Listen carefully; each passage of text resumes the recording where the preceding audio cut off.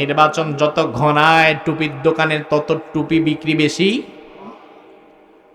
যে বেটা জীবনে কোনোদিন টুপি পাঞ্জাবি পরে নাই, যে লোক জীবনে কোনোদিন টুপি পরে নাই, জুমার নামাজে আসলেও যার মাথায় টুপি থাকে না, যে লোকটা সারা জীবন টুপিওয়ালাদের বিরুদ্ধে, ইসলামওয়ালাদের বিরুদ্ধে, আলেম ওলামাদের বিরুদ্ধে, আলেম ওলামাদেরকে দেখলে টিটকারি করে কাঠমোল্লা, মুন্সি, মৌলবি আর রাজাকার মৌলবাদী বলে গালি দেয়, ওই লোকটাও নির্বাচনে আপনাদের সিম্প্যাথি পাওয়ার জন্য টুপি আর পাঞ্জাবি লাগায়।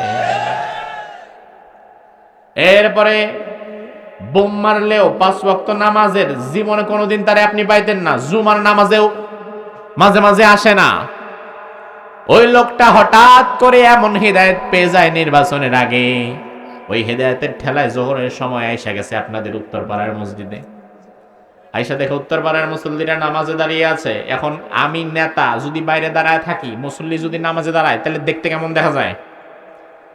নেতা সবাইরে নিয়ে ঢুকে মসজিদে, অজু থাকুক আর না থাকুক, আল্লাহু আকবার আছে না নাই? জোহরের পরে উত্তরপাড়ার মসজিদে দাঁড়ায়া ইমাম সাহেবের হাতে আগে 500 টাকা দেয়া বলে, হুজুর আমার জন্য একটু দোয়া করে দেন। ইমাম সাহেব কয় মার্কা কি? অমুক মার্কা। ইমাম সাহেব কয় আল্লাহ এই কাঁঠাল মার্কারে তুমি জিতায়া দাও। এই লোক, এই নেতা আবার তাড়াতাড়ি দক্ষিণ পাড়ার মসজিদে যাওয়া লাগবে, গিয়া দেখে কপাল খারাপ, দক্ষিণ পাড়ার মসজিদে নামাজ পেছানো আছে আরো আধা ঘন্টা। এইখান থেকে নামাজ পড়ে দেখে ওখানেও নামাজ শুরু। কিচ্ছু করার নাই, ওই মসজিদে ঢুকে আবার আল্লাহু আকবার। করার আছে নাকি কিছু? বিপদে পড়ছি তো।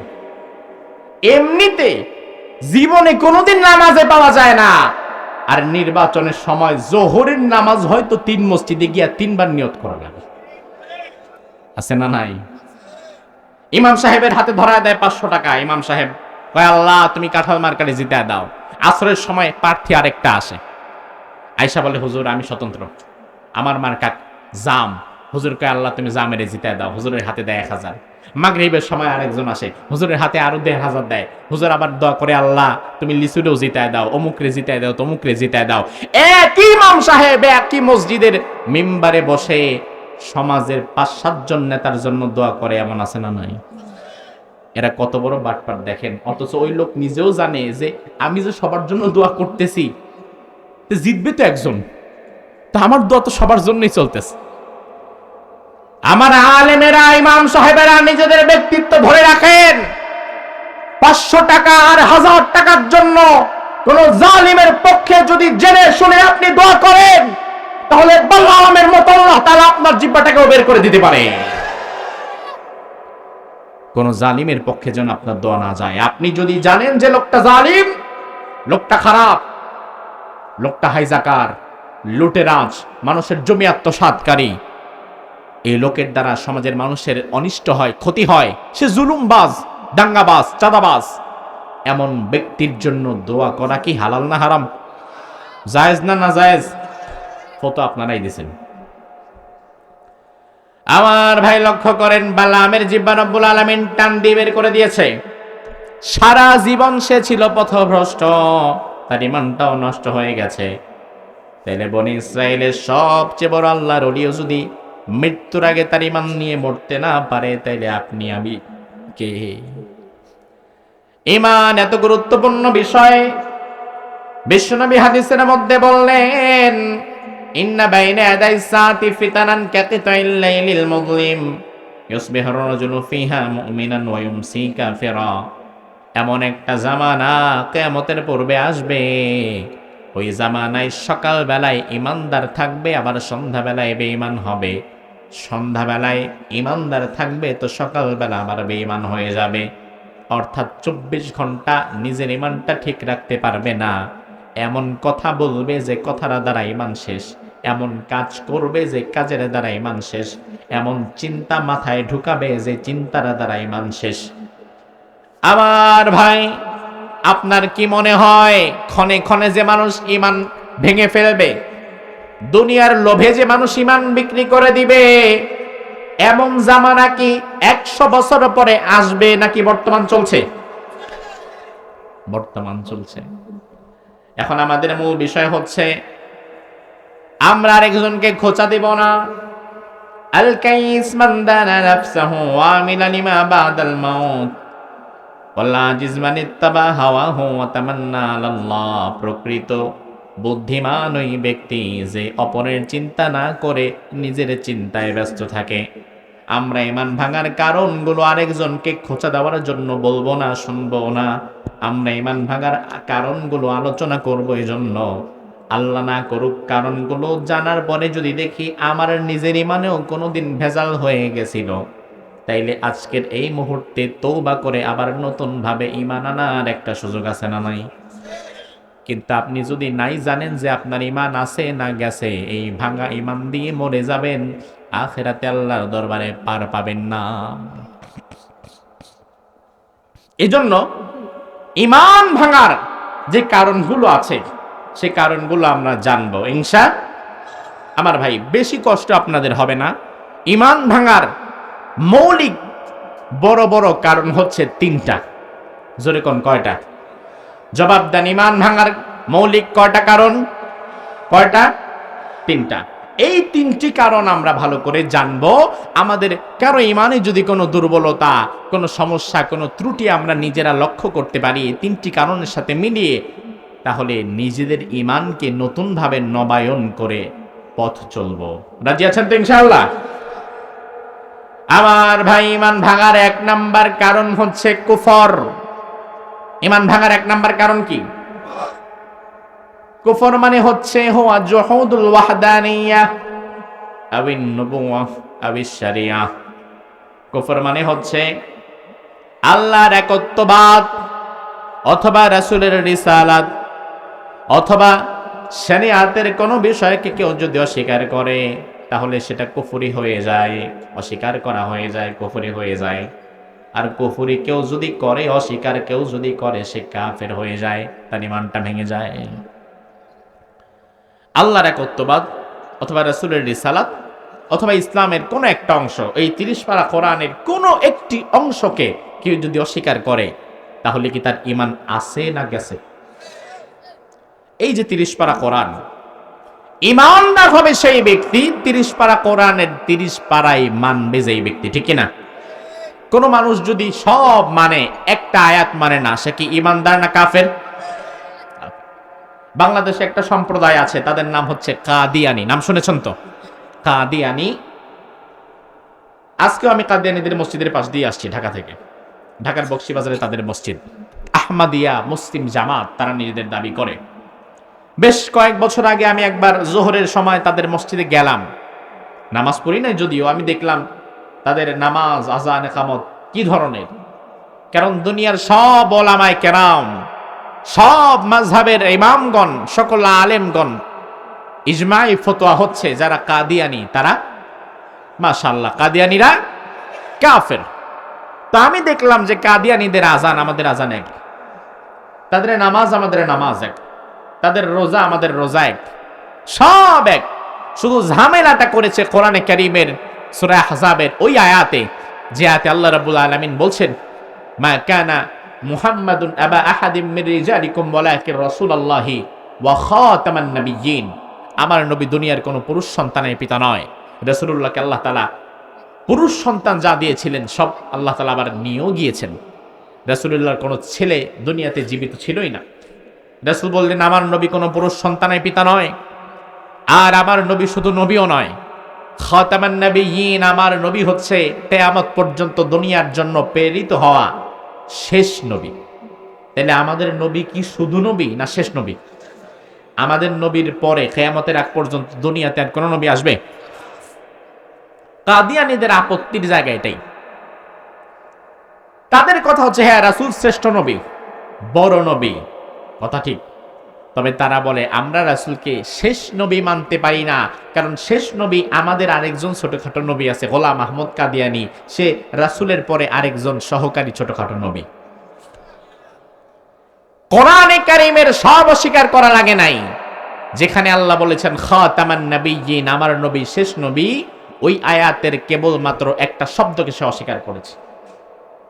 নবীকে অস্বীকার করে নাই, শুধু শেষ এই শব্দটা অস্বীকার করেছে। আমার ভাই এবার বুঝে থাকলে জবাব দেন তো, এই একটা শব্দ অস্বীকার করার দ্বারা কাদিয়ানির টোটাল সম্প্রদায় তার কি ঈমান আছে না গেছে? ঈমানদার না কাফের? কয়েক মাস আগে কওমি ওলামায়ে কেরামের নেতৃত্বে ঢাকা শহরে বিশাল একটা গণজামায়াত হয়েছিল কাদিয়ানীদের বিরুদ্ধে। খতমে নবুয়ত মহাসম্মেলন, অর্থাৎ কাদিয়ানীদেরকে রাষ্ট্রীয়ভাবে কাফের ঘোষণা করার জন্যে তারা বিশাল একটা আয়োজন করেছিল। লক্ষ লক্ষ মানুষ সেখানে জামায়াত হয়েছিল, লক্ষ লক্ষ আলেম ওলামায়ে কেরাম সেখানে জামায়াত হয়েছিলেন। বাংলাদেশের বড় বড় যত রাজনৈতিক দল আছে, ওই রাজনৈতিক দলের সেন্ট্রাল লিডার যারা, এরাও সেই মজলিসে ছিলেন। সব আলেমদের একটাই দাবি ছিল যে কাদিয়ানীদেরকে কাফের ঘোষণা করতে হবে, কারণ কাদিয়ানীরা বাংলাদেশে থাকুক তাতে আমাদের সমস্যা নাই, কিন্তু তারা মুসলিম আইডেন্টিটি, মুসলিম পরিচয় থাকতে পারবে না, যেহেতু কোরআনে কারিমের একটা আয়াতকে, একটা শব্দকে তারা অস্বীকার করেছে। এজন্য তারা যেহেতু কাফের হয়ে গেছে, তাদেরকে কাফের পরিচয় থাকা লাগবে, ঠিক কিনা? হিন্দু তো আমার দেশে থাকে, সমস্যা নাই, খ্রিস্টান থাকে, বৌদ্ধ থাকে, সমস্যা নাই, তবে তারা ইমানদার মুসলিম আইডেন্টিটি থাকে না, তারা মুশরিক আইডেন্টিটি থাকে, তারা কাফের আইডেন্টিটি থাকে। তো আলেম ওলামাদের কথা ছিল যে রাষ্ট্রীয়ভাবে কাদিয়ানীদেরকে কাফের ঘোষণা করতে হবে সংসদে। এই কথার সাথে আপনি, আমি, আমরা সবাই একমত আছে না নাই? কাদিয়ানীদেরকে রাষ্ট্রীয়ভাবে কাফের ঘোষণা করা লাগবে, এই কথার সাথে আমরা সবাই একমত আছি না নাই? ঢাকা শহরে বিশাল সমাবেশ করে বছরের পর বছর এই একই দাবি নিয়ে যখন যে রাজনৈতিক দল ক্ষমতায় আসে, আলেম ওলামারা তাদের কাছে ছুটে যায়। আওয়ামী লীগের সময় আওয়ামী লীগের কাছে গেছে, এখন যারা আছে তাদের কাছে যাচ্ছে, ভবিষ্যতে যারা আসবে তাদের কাছে যাবে। দাবি একটাই, কাদিয়ানীদেরকে কাফের ঘোষণা করা লাগবে। দুর্ভাগ্যজনক সত্য হলেও এটাই সত্য, এই 54 বছরের বাংলাদেশে যে দল ক্ষমতায় আসছে আর গেছে, কাদিয়ানীদেরকে কেউ কাফের ঘোষণা করে যায় নাই। আমার আলেম ওলামাদেরকে শিক্ষা নেওয়া লাগবে, কে কোন দল করে, কে কোন মাসলাক আর মাযহাব লালন করে, কে কোন আকীদা লালন করে, এটা ভেদাভেদ করার সময় এখন আর নাই।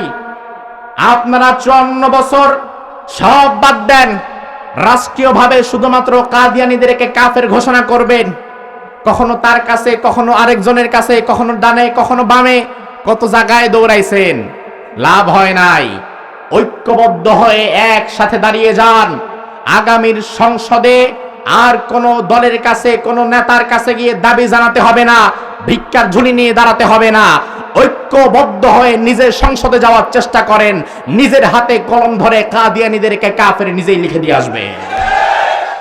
তার কারণ আমার ভাইরা, আরেকজনের গাছের কাঁঠাল ভিক্ষুকের মতো আর কতদিন চেয়ে খাবা? এখন সময় এসেছে, নিজে কাঁঠাল গাছ লাগাও, নিজের গাছের কাঁঠাল নিজেই খাও। ডানে বামে ঘোরার দিন শেষ। আগামীর বাংলাদেশকে গড়া লাগবে ইসলামের বাংলাদেশ। এজন্য দল মত নির্বিশেষে আগামীর সংসদে ইসলামকেই আমরা ক্ষমতায় দেখতে চাই। আল্লাহ তাআলা কবুল করুক বলি আমিন। অন্যথায় প্রত্যেক বছর ভিক্ষুকের ঝুলি নিয়ে এক একজনের কাছে দাঁড়াইতে হবে যে একটু দেন, আমাদের এই দাবিটা পূরণ করেন, পাচ্ছি না, হচ্ছে না, একটু শোনেন না। কেউ ফিরেও তাকাবে না।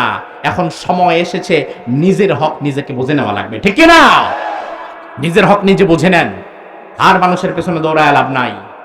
এই যে কাদিয়ানী কোরআনে কারীমের বেশি অস্বীকার করে নাই, একটা আয়াত অস্বীকার করে নাই, একটা আয়াতের ভেতরে শুধুমাত্র একটা শব্দকে অস্বীকার করেছে। এই একটা শব্দ অস্বীকার করার কারণে কাদিয়ানী কি ইমানদার না কাফের? ইমান কি আছে না গেছে? আমার ভাই, আপনাদের ফেনী হাই স্কুল মাঠে, উপজেলা মাঠে বিশাল অডিটোরিয়ামের মধ্যে রাজনৈতিক সমাবেশ হচ্ছে। কোন একটা দলের হাজার হাজার লক্ষ লক্ষ নেতা কর্মী সেখানে উপস্থিত। ওই দলের কোন একজন নেতা হঠাৎ করে মঞ্চে দাঁড়িয়ে মাইকটা নিয়ে ভাষণ দিচ্ছে, ভাইরা আমার, আমরা ক্ষমতায় গেলে এটা করব, সেটা করব, আমাদের সাথে থাকা লাগবে, আমাদের হাতকে শক্তিশালী করা লাগবে। আমার কোনো আপত্তি নাই, এ কথা তিনি বলতেই পারে, হাজারবার বলতে পারে, তাতে আপত্তি নাই। বলতে বলতে ওই নেতা শেষমেশ বলে ফেললো, আপনারা আমাদের সাথে থাকবেন, জনগণ যদি আমাদের সাথে থাকে সরকার আমরা গঠন করব। এই কথা বলে নেতা শেষমেশ বলে দিয়ে যায়, সকল ক্ষমতার উৎস জনগণ। সকল ক্ষমতার উৎস জনগণ, এই কথা বলার মতো নেতা বাংলাদেশে আছে না নাই? আপনাদের ফেনীতে আছে না নাই? আমার ভাইরা এবার একটু লক্ষ্য করেন, রব্বুল আলামিন সূরা মুলকের শুরুতে বললেন, তাবারাকাল্লাযী বিয়াদিহিল মুলক ওয়া হুয়া আলা কুল্লি শাইইন কাদির। সমহান সেই সত্তা যার হাতে সকল ক্ষমতা। তাইলে সকল ক্ষমতা কি জনগণের হাতে নাকি আল্লাহর হাতে?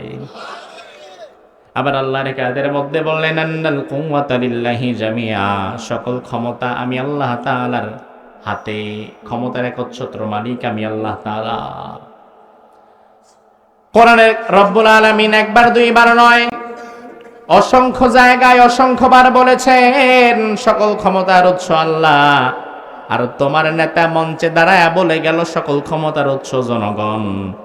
কাদিয়ানি যদি কোরআনে কারিমের একটা শব্দকে অস্বীকার করার কারণে কাফের হয়ে যায়, তাইলে তোমার যেই নেতা মঞ্চে দাঁড়ায়া সকল ক্ষমতার উৎস জনগণ বলেছে, কোরআনে কারিমের এতগুলো আয়াতের বিরুদ্ধে কথা বলেছে, তোমার নেতা কিন্তু কাদিয়ানি চাইতে আরো বড় কাফের। কারণ কাদিয়ানি অস্বীকার করছে এক শব্দ, তোমার নেতা কয়েকটা আয়াত বাদ দিয়ে দিছে। এমন নেতা আছে না নাই? এমন নেতার পেছনে যেই কর্মী স্লোগান দেয়, এমন নেতার জন্য যেই কর্মী কাজ করে, নেতারও ঈমান নাই, তার কর্মীরও ঈমান নাই। ওই জায়গায় বললাম, সমাজে বহু মানুষ আছে ঈমান ভাঙার কারণ না জানার কারণে রাজনীতি করতে গিয়ে যে কত মানুষ ঈমান হারা হয়ে যায় তার হিসাব নাই। আমার ভাইয়ের ঈমান ভাঙার এক নাম্বার কারণ বলেছিলাম কুফর। এক নাম্বার কারণ কি? ঈমান ভাঙার দুই নাম্বার কারণ হচ্ছে শিরিক। দুই নাম্বার কারণ শিরিক। শিরিক এত জঘন্য গুনাহ, রব্বুল আলামিন কোরআনের মধ্যে বললেন, ইন্নাশ শিরকা লাযুলমুন আযীম, শিরিক মস্ত বড় জুলুম। আল্লাহ আয়াতের মধ্যে বললেন, ইন্নাহু মান ইউশরিক বিল্লাহি ফাকাদ হারামাল্লাহু আলাইহিল জান্নাতা ওয়া মাআওয়াহুন নার। দুনিয়ার কোন মানুষ যদি শিরিক করে, হারামাল্লাহু আলাইহিল জান্নাহ, আমি আল্লাহ নিজে জান্নাত তার জন্য হারাম করে দেই, ওয়া মাআওয়াহুন নার, জাহান্নামকে তার জন্য অবধারিত করে দেই। আমার ভাই জবাব দেন, জান্নাতের মালিক কে? জান্নাতের মালিক কি কোন নবী, কোন ওলি, কোন হুজুর, কোন নেতা? জান্নাতের মালিক কে? জান্নাতের মালিক যিনি, তিনি যদি কারো জন্য জান্নাত হারাম করে দেয়, দুনিয়ার কোন ওলির ক্ষমতা আছে নাকি জান্নাত দেওয়ার? আল্লাহ বললেন, শিরিক যদি কেউ করে আমি জান্নাত তার জন্য হারাম করে দেই। শিরিক মানে হচ্ছে অংশীদার সাব্যস্ত করা আল্লাহর ক্ষমতা, আল্লাহর জাত, আল্লাহর সিফাত, আল্লাহ যা দিতে পারে ওইটা যদি অন্য কারো কাছে গিয়ে চান, এটাই শিরিক। এটাই সন্তান দেওয়ার মালিককে? জোরে কোন? নাকি মাজারে যিনি শুয়ে আছে ওই পীর সাহেব? বাংলাদেশে এমন মানুষ আছে, বিয়ে করেছে 2, 4, 5, 7 বছর, আল্লাহর কাছে সন্তান চায়, 10 বছর যখন পার হয়ে যায় সন্তান হয় না, তখন আর আল্লাহর কাছে চায় না, তখন আল্লাহরে বাদ দিয়া খাজা বাবার কাছে গিয়ে বলে থাকে। মাজারের কাছে গিয়া সেজদা দেয়, মাজারের কাছে গিয়া সন্তান চায়, এমন লোক আছে না নাই? অথচ কোরআনের মধ্যে আল্লাহ বললেন, লিল্লাহি মুলকুস সামাওয়াতি ওয়াল আরদ ইয়াখলুকু মা ইয়াশা ইয়াহাবু লিমান ইয়াশাউ ইনাসা ওয়া ইয়াহাবু লিমান ইয়াশাউ যুকুর।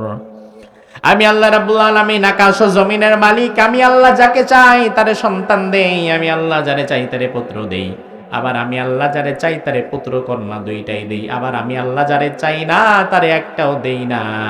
তাইলে এই টোটাল ক্ষমতা কার? তাইলে তুমি যদি মাজারে কারো কাছে গিয়ে সন্তান চাও, তুমি বোঝাতে চেষ্টা করছো আল্লাহর যেমন ক্ষমতা ওই মাজারের মুর্দা ব্যক্তিরও তেমন ক্ষমতা। এজন্য মাজারে কেউ সন্তান চাওয়ার সাথে সাথে শিরিক হয়ে যায়, তার ইমানটাও শেষ হয়ে যায়। আপনি বলবেন হুজুর আল্লাহ বাঁচাইছে, আমার পোলামাইয়ার অভাব নাই, আমার মাজারে যাওয়া লাগে না, এমনি হয়। আপনি হয়তো মাজারে গিয়ে শিরিক করেন নাই। বাংলাদেশের মানুষ সব এক ঘাটের পানি খেয়ে ইমান ভাঙে না, এক একজন এক এক ঘাটের পানি খায় ইমান ভাঙে। আপনি হয়তো মাজারে গিয়া শিরিক করে ইমান ভাঙেন নাই, আপনি হয়তো রাজনীতি করতে গিয়া শিরিক কইরা ইমান ভাঙছেন। কারণ রাজনীতি করতে গিয়া দেখা যায় বহু কর্মী তার নেতারে তেল দিতে দিতে দিতে দিতে উপরে তুলতে তুলতে আল্লাহর জায়গায় নিয়ে পৌঁছায় দেয়। আছে না ভাই? এরা আল্লাহর গোলাম থেকে খারিজ হয়ে এরা নেতার গোলাম হয়ে যায়। আল্লাহর হুকুম মানে না, আর নেতার হুকুম একটা মাটিতে ফালায় না। আমার ভাই, আল্লাহ রাব্বুল আলামিন কোরআনের মধ্যে বললেন, এই সমাজ পরিচালনা করার জন্য যে বিধিমালাগুলো দরকার, এই বিধিমালাগুলো দুনিয়ার কোন মানুষ বানাতে পারবে না। এই বিধিমালাগুলো যিনি বানিয়ে দিয়েছেন তিনি কে? আলা লাহুল খালকু ওয়াল আমর। আল্লাহ বললেন, ও বান্দা, সৃষ্টি যেহেতু আমি করেছি, সৃষ্টি করার পরে সৃষ্টি জগৎ চলবে কিভাবে এটা আমি আল্লাহ ঠিক করে রেখেছি। তোমাকে যেহেতু সৃষ্টি আমি করেছি, তোমার ব্যবসা কিভাবে চলবে এই নিয়ম নীতি আমি দিয়ে দিচ্ছি। তুমি কোন চাকরি করবা আর কোনটা করবা না এই নিয়ম নীতি আমি দিয়ে দিচ্ছি। তোমার পরিবারটা কেমনে চালাবা এই নিয়ম নীতি আমি দিয়ে দিচ্ছি। তোমার সমাজ কেমনে চালাবা নিয়ম নীতি আমি দিয়ে দিচ্ছি। তোমার রাজনীতি কেমনে চলবে নিয়ম নীতি আমি দিয়ে দিচ্ছি। তোমার বিচার বিভাগগুলো কেমনে চলবে নিয়ম নীতিটা আমি দিয়ে দিচ্ছি। এই সব নিয়ম কানুনগুলো কোরআনের মধ্যে আছে না নাই? এবার মক্কার কাফিররা এসে বলল, ইয়াকুলুনা হাল লানা মিনাল আমরি মিন শাই। ও নবী, আল্লাহকে একটু জিজ্ঞেস করেন, আমরা আল্লাহর দেওয়া 50% নিয়ম কানুন নেই, আর আমরা নিজেরাও 50% নিয়ম বানায় দেই। আল্লাহর নিয়ম আর আমাদের নিয়ম, দুই নিয়ম মিলে দেশ চলুক।